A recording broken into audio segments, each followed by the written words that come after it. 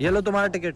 भैया तुम्हारे को कहाँ जाना है? अजमेर का काट दो। 100 रुपए हुए, ये लो। मेरा स्टॉप आ रहा है, मेरे को जाने दो। ये लो तुम्हारा चेंज। हाँ भैया तुम्हारा बोलो। अरे इसने तो मुझे गलती से 400 रुपए ज्यादा दे दिए, किसी को नहीं पता, रख लेता हूँ। अभी अजमेर पहुँचने में 1 घंटा है, पैसे वापस करूँ या नहीं? छोड़ो, रख लेता हूँ। अरे भैया अजमेर वाले आ जाओ। लो भैया, आपने मुझे 400 रुपए ज्यादा दे दिए थे। मैंने तुम्हें जानबूझकर ये पैसे ज्यादा दिए थे। लेकिन आपने ऐसा क्यों किया? पिछले 2 महीने से भाई मैं नबी सल्लल्लाहु अलैहि वसल्लम की सीरत पढ़ रहा हूँ और मैंने उनकी जिंदगी के बारे में एक चीज सबसे ज्यादा पढ़ी कि वो सबसे ज्यादा अमानतदार थे। मैं इस्लाम कबूल करना चाहता था, लेकिन उससे पहले मैं रिसर्च कर रहा था कि नबी की सीरत आज भी किसी मुसलमान में जिंदा है कि नहीं। और आज तुमने पैसे वापस करके अपने नबी की सीरत को जिंदा कर दिया।